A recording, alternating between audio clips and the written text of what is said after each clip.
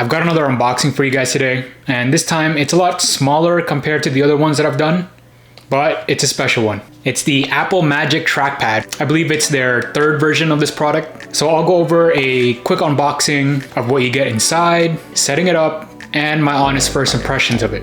One thing to note though, I didn't buy this product and it was given to me for review, but let's check it out.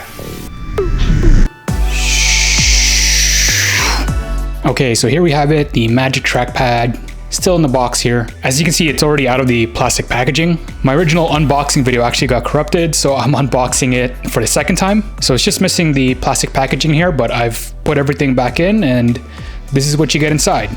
So we get it open. You got the Magic Trackpad in this plastic. And here we have it. It's actually a lot bigger than I expected compared to the pictures.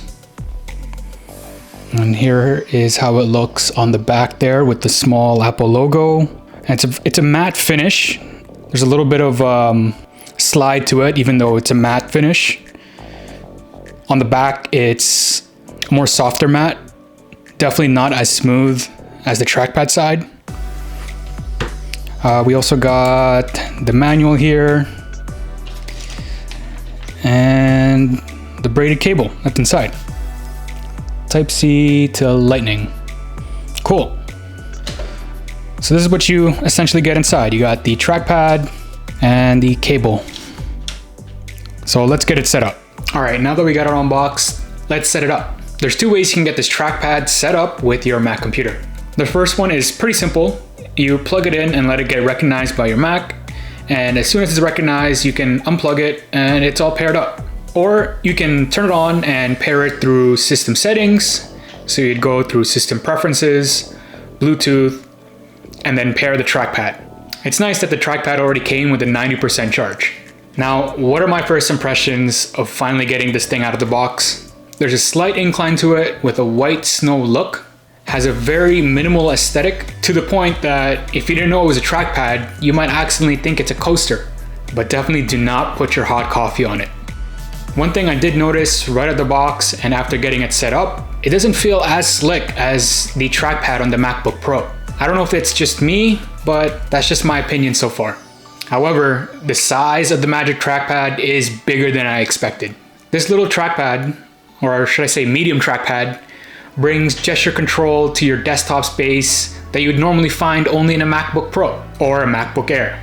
It's a nice feeling to have when you have that functionality on your desktop. Here are some external points to note that are related to the Magic Trackpad, but not necessarily to this unboxing experience. I wish they had more color options. And the only other color option is black, and it comes at an even more premium price, if it wasn't already premium enough. Another interesting thing that I found was it is possible to get this trackpad working on a Windows device with some added software from GitHub.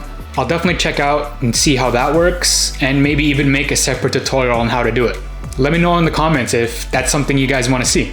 One feature that I've enabled on the Magic Trackpad that I'm bringing over from my MacBook Pro is the tap to click.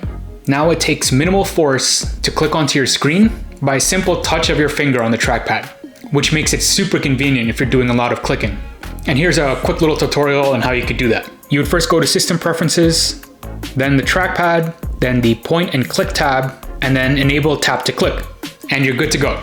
This feature is also useful if you don't want to bottom out when you're clicking on the trackpad, but it's nice having both options available to you. So here are my final thoughts. I personally am a big fan of gesture control and the added functionality of simply swiping in different configurations act like different shortcuts on your desktop. And with the Magic Trackpad, I like how responsive it is, the size, and the overall feel. However, after these first impressions, I don't know if it's worth the price tag that they're charging for it. I'll test it out in the next coming weeks and do a more in-depth review and what I've found. I'll actually use it as my primary driver and put away my MX Master 3 mouse and use this trackpad only.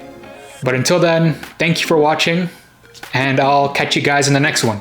Now, if you found any value in this video, definitely give it a thumbs up. And if you're looking forward to that review, definitely subscribe so you won't miss out. Thanks for watching.